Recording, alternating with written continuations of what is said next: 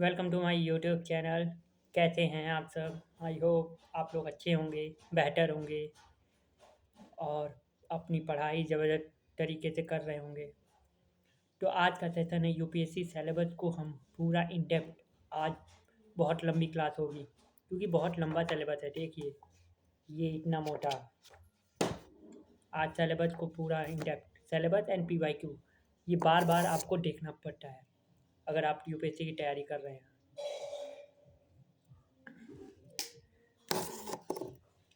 तो आइए देखते हैं prelims syllabus for the examination.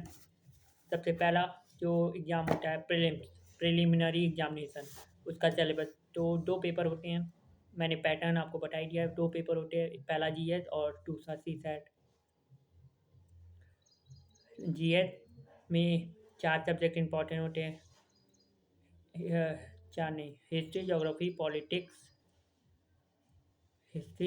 Politics economic, science and tech, environment and ecology and current affair. तो आइए देखते हैं। पेपर वन 200 मार्क्स के होते हैं, 200 मार्क्स, ड्यूरेशन 2 घंटे, current event of national and international importance. तो यहाँ पे current event of national and international importance, जो नेशनल और इंटरनेशनल इम्पोर्टेंस के इवेंट होंगे, करंट इवेंट, वही सिर्फ आपको तैयार करना है। अब न्यूज़पेपर में तो बहुत सारी करंट न्यूज़ आती है, इंटरनेशनल और नेशनल दोनों लेवल पे। तो सारी नहीं, जो करंट और करंट कह रहा हूँ, इंटरनेशनल एंड नेशनल इम्पोर्टेंस की होंगी वो।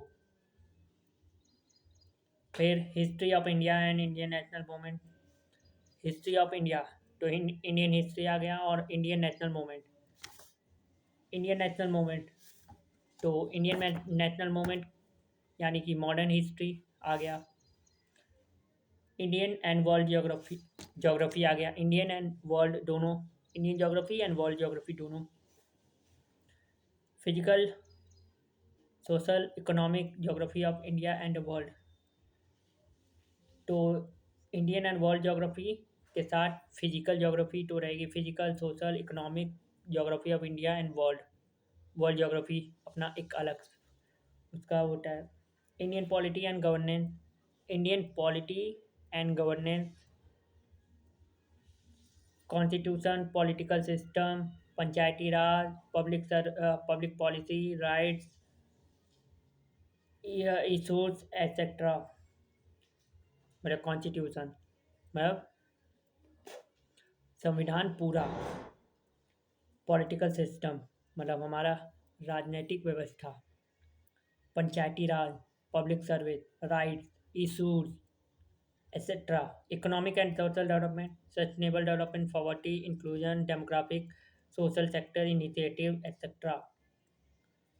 तो economic and social development, sustainable development, poverty inclusion, demographic, social sector initiatives etcetera. General issues मतलब ये कॉमन इशू, सामान्य इशू, सामान्य मुद्दे। General issues on environmental, ecology, biodiversity and climate change.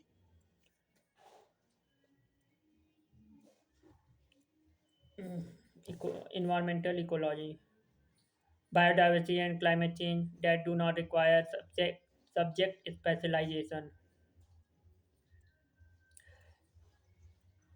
That do not require subject specialization मतलब इसमें आपको subject की एकदम इन डेप्थ नॉलेज नहीं चाहिए इन सब्जेक्ट में।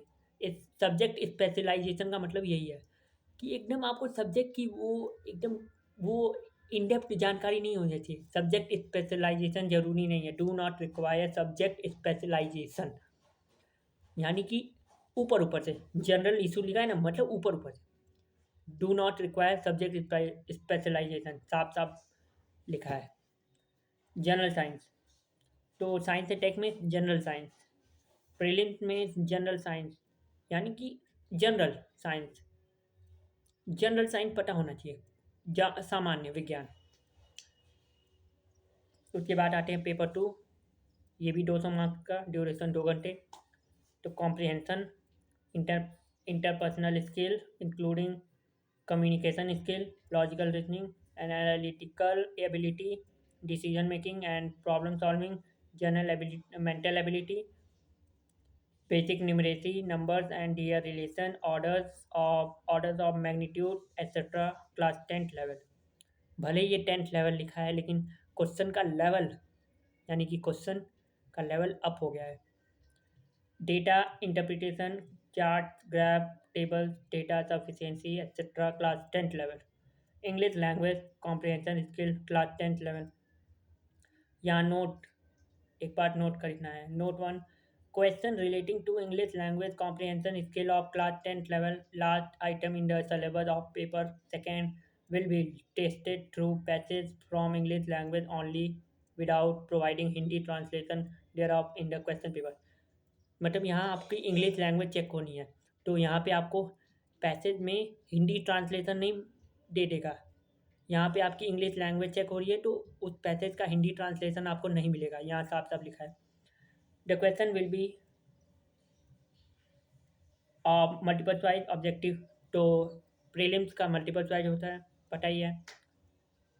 मल्टीपल चॉइस और ये इंग्लिश लैंग्वेज में हिंदी ट्रांसलेशन नहीं मिलेगा। ठीक है, हिंदी ट्रांसलेशन की उम्मीद मत रखना। इंग्लिश पैसेज है, आपकी इंग्लिश चेक की जाएगी, इंग्लिश लैंग्वेज की आप इंग्लिश कितना समझते हैं। अब आते हैं मेंस पे। प्रीलिम्स का ये है सिलेबस। तो क्या क्या मैंने टॉपिक मतलब पढ़े हैं अभी तक। तो करेंट इवेंट यानी कि करेंट अफेयर आ गया, फिर modern history, Indian and world geography, Indian और वर्ल्ड दोनों, इंडियन पॉलिटी एंड गवर्नेंस आ गया, कॉन्स्टिट्यूशन जिसमें आ जाएगा political system, Panchayati Raj, public policy, rights issues etcetera, economic and social development, sustainable development, poverty inclusion, demographic social sector initiative etcetera, general issues on environmental ecology, biodiversity, and climate change that do not require subject specialization. General science. General science comprehension, CSAT वाले में comprehension, interpersonal skill, including communication skill, logical reasoning, and analytical ability, decision making, problem solving, general mental ability, basic numeracy, वही number system, number and their relation, order of magnitude class 10th level, data interpretation, chart, graph, table, data sufficiency और etcetera class 10th level, English language comprehension skill class 10th level.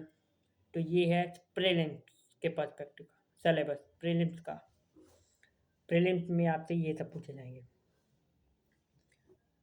दोनों paper GS CSAT, कोई doubt नहीं होगा। Mains examination, mains examination this is a part of, यही main exam होता है। Mains नाम में भी मेंस है और इसका यही मेन होता है, इसी के मार्क्स मेरिट में होते हैं। The mains examination is intended to assess the overall intellectual trait and depth of understanding of candidates rather than merely the range of their information and memory। मतलब जहाँ पे कैंडिडेट की in depth knowledge, in depth understanding कि एक topic पे वो कितना गहराई से सोच सकता है। In depth, depth of understanding देखी जाती है। यहाँ ध्यान से देखो, यहाँ लिखा है depth of understanding of candidate rather than, बजाय merely the range of their information and memory.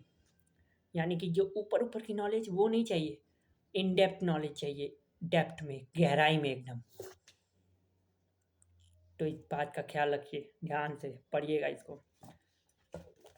Official website, official syllabus है ये, ऑफिशियल यूपीएससी का। जो यूपीएससी का ऑफिशियल सिलेबस है उसी से मैं आपको बता रहा हूँ। आप लोग भी जाके इसको देख लीजिएगा, एक बार रीडिंग कर लीजिएगा। एक बार क्या, आपको बार बार देखना पड़ेगा।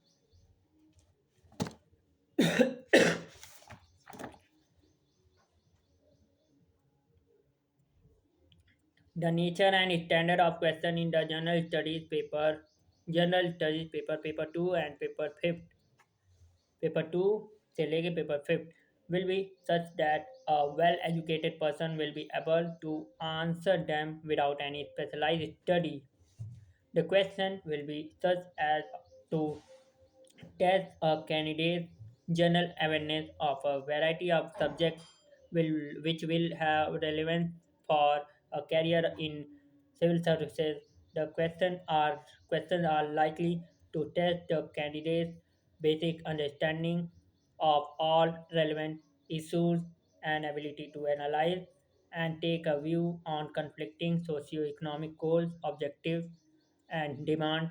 The candidate must give relevant, meaningful, and succinct answer. Succinct,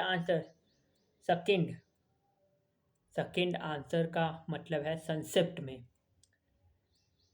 candidate must give relevant meaningful and succinct answer, यानी कि उसका आंसर पूरी कहानी नहीं लिखनी है, रेलेवेंट हो, जो पूछा गया है वही रेलेवेंट पॉइंट लिखे और घुमा फिरा के ना लिखे, सीधे मुद्दे पे आए, मीनिंगफुल हो, जिसको समझ में आए, और सेकंड यानी कि एकदम क्लियर हो, संक्षिप्त हो, संक्षिप्त में एकदम समझ में आए, जो पूछा गया है वही लिखे.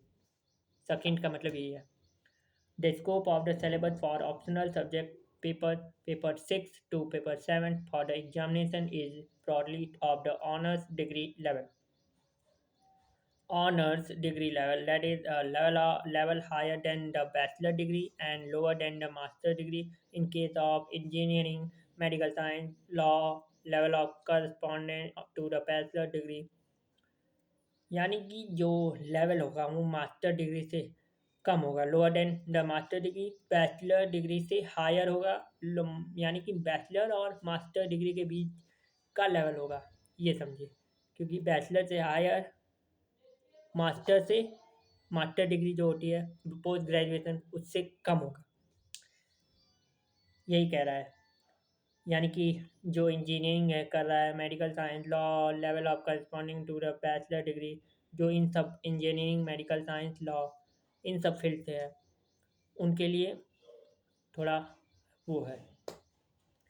इन द केस लिखा है ना, in the case of engineering, medical science and law, level of corresponding to the bachelor degree. Syllabi of the papers included in the scheme of civil services main examination are given as follows. Syllabi का मतलब ही वही syllabus. तो आइए paper one S A होता है, पहला paper S A का होता है. Candidate will be required to write an essay on a specific topic. The choice of subject will be given. They will be expected to keep closely to the subject of the essay to arrange their ideas in orderly fashion to write concisely.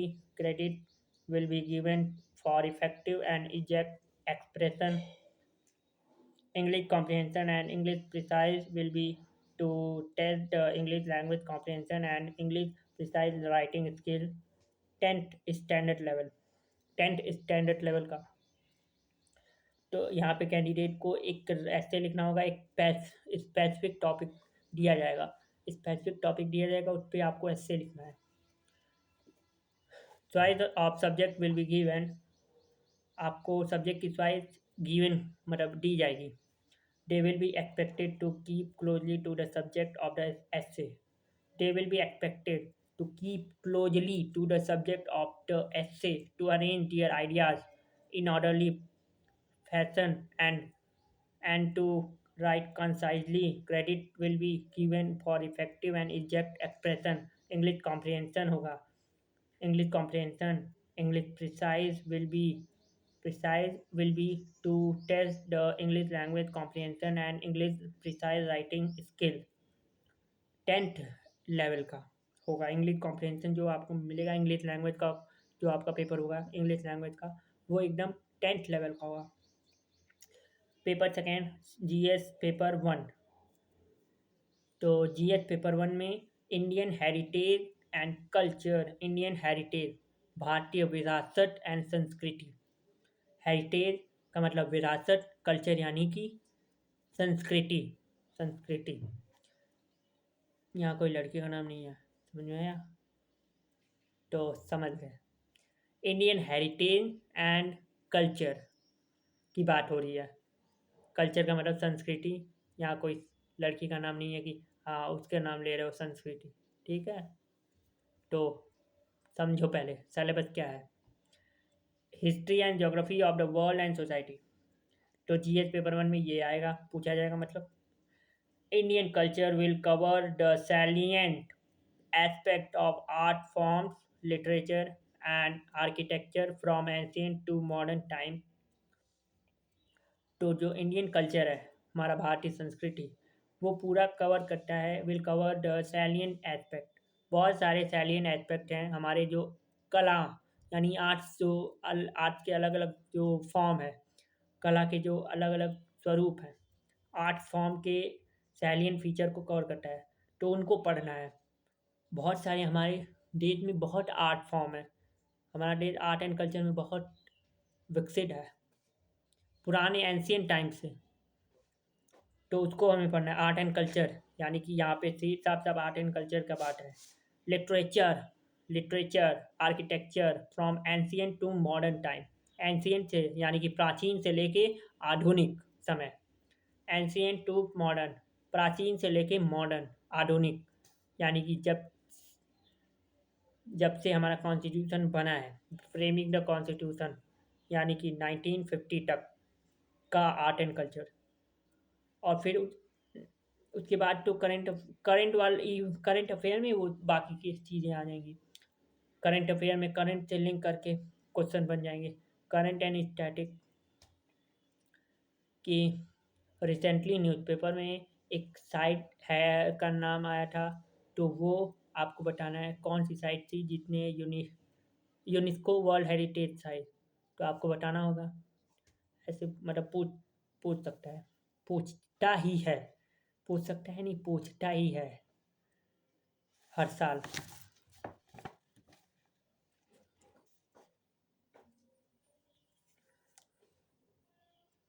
Modern Indian history from about the middle. Modern Indian history, तो यहाँ modern Indian history की बात आ गई।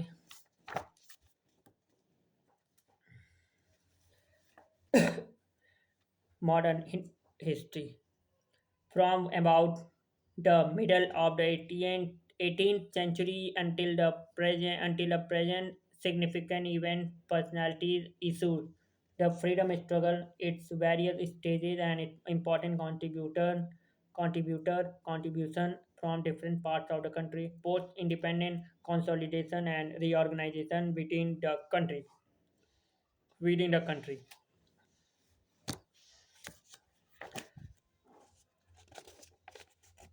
यानी कि कौन कौन से subject, art and culture, modern history, ये भी फ्रीडम स्ट्रगल, यानी ये भी मॉडर्न हिस्ट्री। ये पोस्ट इंडिपेंडेंट की बात है, पोस्ट इंडिपेंडेंट सब्जेक्ट, 3 सब्जेक्ट इसमें है।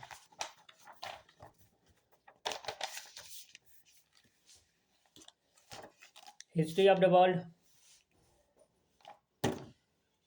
Will include event from 18th century. देखिए वर्ल्ड हिस्ट्री इसमें आ गया है, आपको दिख रहा है, आपको दिख रहा है world history.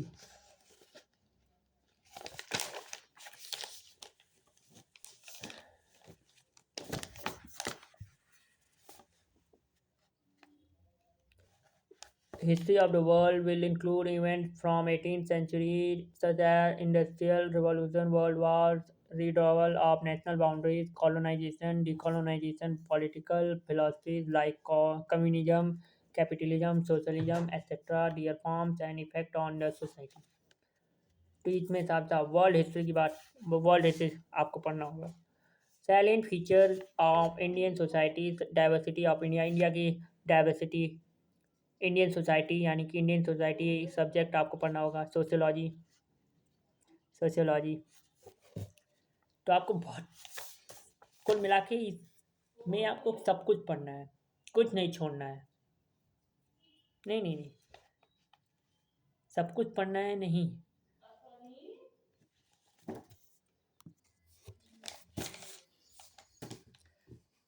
Salient feature of Indian society, diversity of India, role of women and women organization, population and associated issues, poverty and developmental issues, urbanization, their problems and their remedies. Remedies.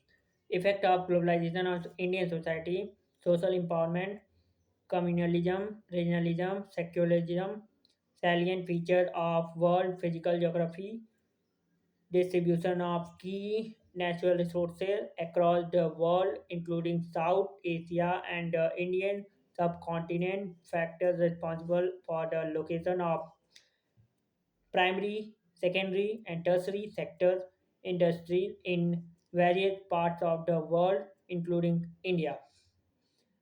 मैं सिर्फ read कर रहा हूँ क्योंकि UPSC syllabus अब आप लोग 12 पास करके आ गए हो, तो ये वीडियो वही लोग देखें जो 12 पास करके आए हैं। तो मैं सिर्फ रीड कर रहा हूँ, आप लोग सुनिए और समझिए कि क्या क्या मतलब टॉपिक पूछे गए हैं, पूछते हैं यूपीएससी सिलेबस में। फिर आप लोग खुद एनालाइज करिएगा, पढ़िएगा। ठीक है, एक बार आप लोग भी रीड करिए और पहले सुन लीजिए उसके बाद, क्योंकि ऐसे टाइम जा रहा है। मैं सिर्फ रीड करूँगा। इम्पॉर्टेंट जियो फिजिकल फिनोमिना, कहाँ था मैं?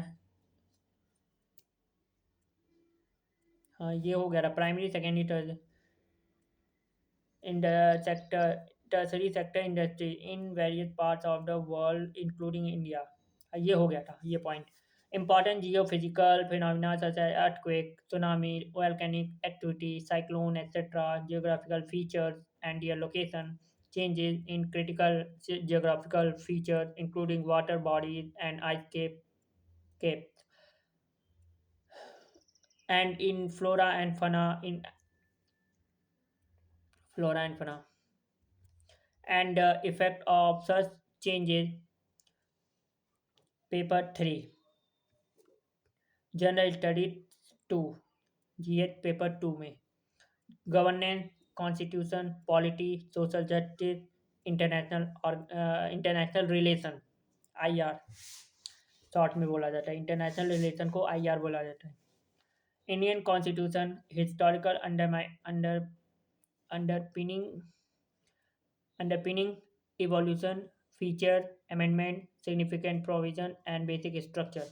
बेस देखो, बेसिक स्ट्रक्चर पढ़ना है आपको। बेसिक डॉक्ट्रिन जो आई थी, प्रीलिम्स प्रीलिम्स कह रहा हूँ, preamble preamble are the part of basic structure of the Indian constitution. Function and responsibility of the union and the state. Union और स्टेट की रिस्पॉन्सिबिलिटी एंड फंक्शन क्या करती है और उनकी क्या जिम्मेदारियां हैं, responsibilities. Issues and challenges pertaining to the federal structure, devolution of powers and finance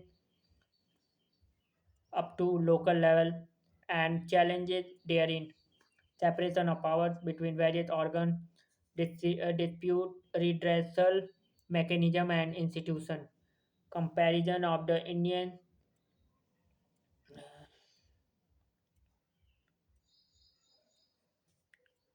comparison of the Indian constitutional scheme with that of other countries, parliament and state legislature, structure, functioning, conduct of business, powers and privileges, and issues arising out of these structure, organization and functioning of the executive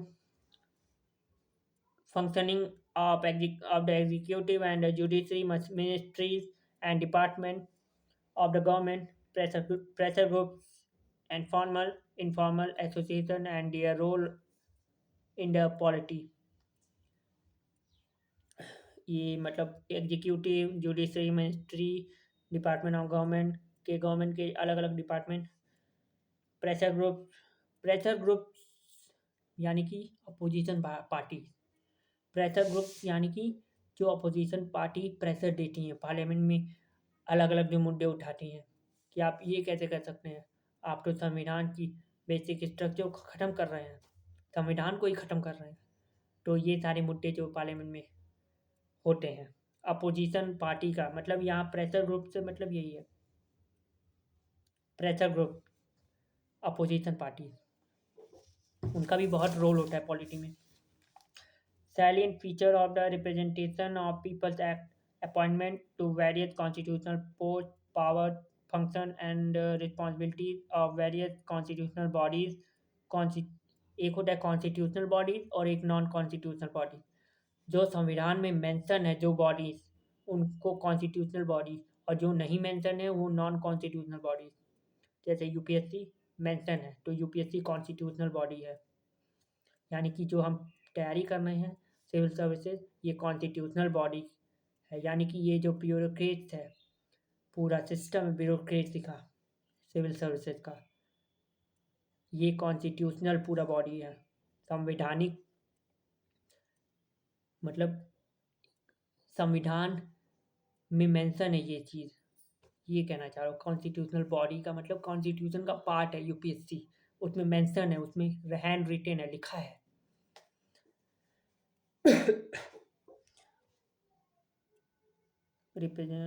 appointment appointment to various constitutional posts, powers, functions, and responsibilities of various constitutional bodies, statutory, regulatory, and various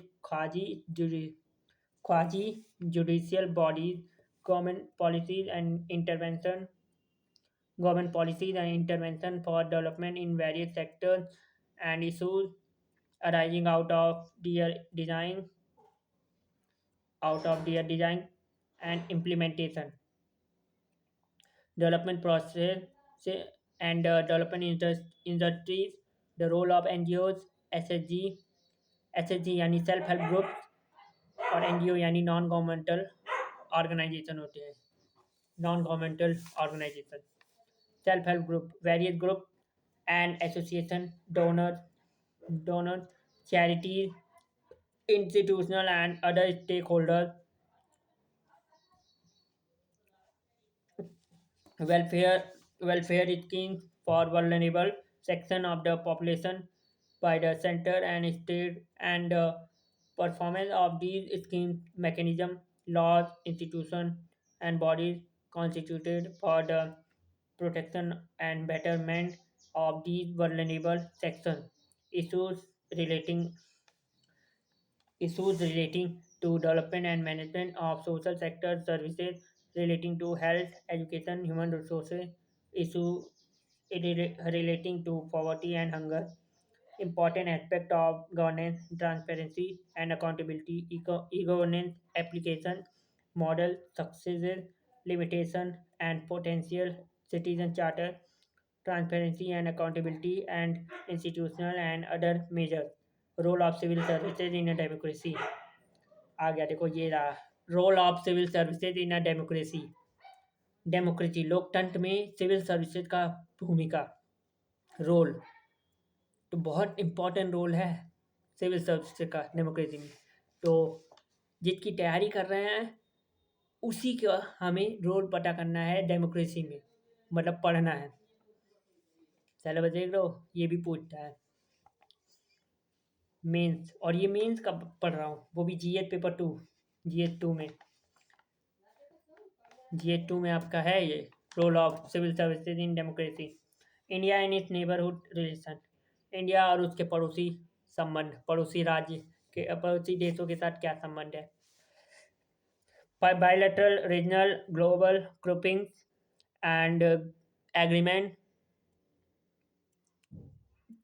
bilateral मतलब, bilateral, bye मतलब to, यानी कि जिसमें दो देश का वो होता है, एग्रीमेंट होता है, bilateral. Regional, global groupings, agreement involving India and or affecting India's interests, effect of policies and politics of developed and developing countries on India's interest, diaspora, India's interest, Indian diaspora, policies का effect politics of develop and developing countries on India interest, India के interest में, India के favour में, India के जो favour में जो developing country और डेवलप कंट्री का क्या पॉलिटिक्स और क्या पॉलिसी का इफेक्ट होता है, और इंडियन डायस्पोरा यानी कि इंडिया का क्या उस पर डायस्पोरा है यानी कि कमांड है, मतलब कैसे वो इन सबको फेस करता है।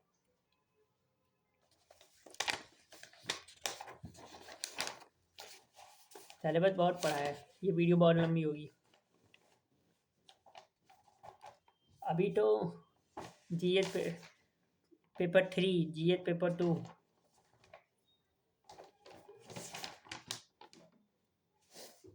अभी एक पॉइंट और है, important international institution, international organization की बात आ गई, यूएन। इंटरनेशनल इंस्टीट्यूशन की इम्पोर्टेंस, एजेंसीज फॉर एंड क्या है, fora their structure mandate. Paper 4 GS, GS paper 3, GS paper 2 में गवर्नेंस कॉन्स्टिट्यूशन पॉलिटी था। पेपर 3 लिखा है लेकिन यहाँ पेपर 4 में जीएस 3 को रखा है, GS 3 technology, economic development, biodiversity. अब समझ में आया, यहाँ पे उल्टा है, यहाँ पेपर 3 में जीएस 2 को रखा है, पेपर 3 में।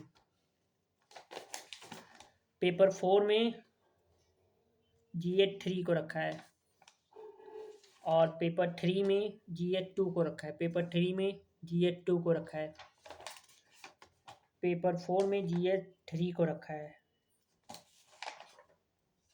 ऐसे है। यानी कि अभी जीएस 3 में technology, economic development, biodiversity, environment, security and disaster management, Indian economy and issues relating to planning, mobilization of resources, growth, development, and employment, inclusive growth and issues arising from it, government budgeting, major cropping pattern in various parts of the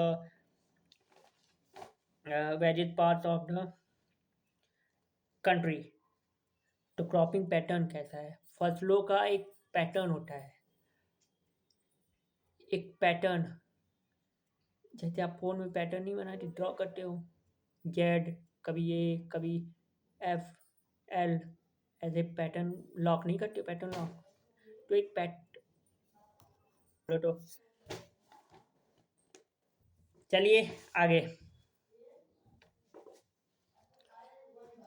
cropping pattern in various parts of the country, अलग country, हमारे देश में अलग अलग जो part है यानी राज्य हैं, वहाँ पे क्रॉपिंग पैटर्न कहता है सीजन वाइज, कि कौन से सीजन में क्या बोना है, इसी को पैटर्न कह रहे हैं, कि कौन से सीजन में कौन सी फसल बोनी है, क्रॉपिंग पैटर्न यही है। यानी कि कौन से मौसम में कौन सी फसल बोई जाएगी। समझ में आ रहा है? अब तक मैंने सिलेबस जितना बताया, पढ़ा, पेपर 3 तक, जीएस 2, जीएस 2 तक मैंने समझ में आया। प्रीलिम्स वाला भी अब मैंने बताया, वो सेकंड आंसर वाला आपको समझ में आया, जो सेकंड आंसर लिखना है कि क्या सेकंड का मतलब क्या है। अब तक आपको समझ में आया कि मैंने सिलेबस में क्या क्या बताया। एक बार आप लोग भी ऑफिशियल साइट पे जाके डाउनलोड करके पढ़ लीजिएगा सिलेबस को, या तो प्रिंट आउट निकाल लीजिए। ये तो ऑफिशियल सिलेबस है, मतलब इसमें क्या क्या पेपर में आएंगे, कौन कौन से जीएस में। एक ये है सिलेबस बुकलेट, ये मुझे मिला है यूपीएससी वाला यानी पीडब्ल्यू से, तो इसमें भी सिलेबस ही है, लेकिन इसमें सब्जेक्ट वाइज है, सब्जेक्ट वाइज।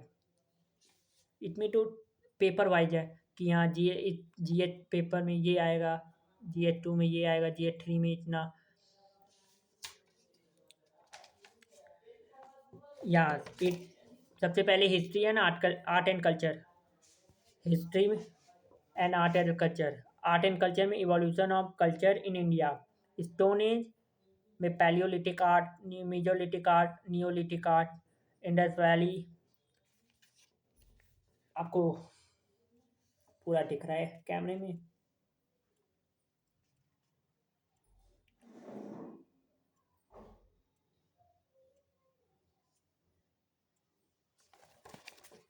तो इंडस वैली में आर्किटेक्चर, कल्चर, मूर्तियाँ, seals, pottery, religion. Architecture, rock cut cave, Jaina, Buddhist, Hindu cave, stupa, pillars and rock edicts. Temple architecture, rock cut and structural temple, rock cut temple, Ellora, Mahabalipuram, etcetera. Nagara style, Maurya, Gupta, Chandelas, etcetera. Dravida style, Pallavas, Cholas, Pandya, Vijayanagara, etcetera. Vesara style, western Chalukyas, Hoysalas, etcetera. Other regional style, Solanki, Orissa, Pala, Ahom, Kashmir, etcetera.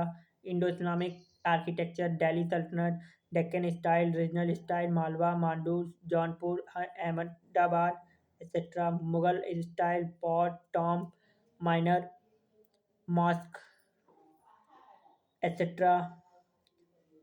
तो ये topic wise है कि हाँ art and culture में कौन कौन से topic आएंगे, मतलब कौन कौन से टॉपिक आते हैं अब तक 2025 तक। अब देखो 26 में ये होने वाला है मई में, 24 मई से होने वाला प्रेजेंट पेपर। तो मतलब आर्किटेक्चर कल्चर के मतलब कि कौन कौन से कल्चर इंडस वैली में है, मौर्यन में है, pottery, painting, music, dance, religion and philosophy. तो बहुत लंबा सिलेबस है, वीडियो बहुत लंबी हो जाएगी, वीडियो बहुत लंबी हो जाएगी। और जितनी लंबी वीडियो उतना अपलोड करने में नेट खर्च होता है। और और मैं अपलोड कहाँ करता हूँ बताऊँ, सीरियसली बताऊँ, लाइब्रेरी में। क्योंकि वहाँ अनलिमिटेड मिलता है। मेरे पास 4G नेटवर्क है, तो मेरा नेट ख़त्म हो जाता है और फिर शाम को क्लास भी करनी है। देखो मैं आपसे सारी बात शेयर कर रहा हूँ, जो है वही है। तो इसीलिए मैं पूरा सिलेबस नहीं बना पाया, लेकिन आप लोग इसको एक बार रीड कर लीजिएगा, क्या क्या मतलब आते हैं। This is official and this is, ये वाला ऑफिशियल है और ये वाला टॉपिक वाइज है, सब्जेक्ट वाइज। दोनों ही सिलेबस है, दोनों मतलब सिलेबस है। तो आई होप सो आपको ये वीडियो अच्छी लगी। तो मैं अभी साइन ऑफ करता हूँ। Thank you. जय हिंद, जय भारत। टेक केयर, अपना ख्याल रखिए और पढ़ाई करते रहिए, मेहनत करते रहिए। ज़रूर आप सफल होंगे।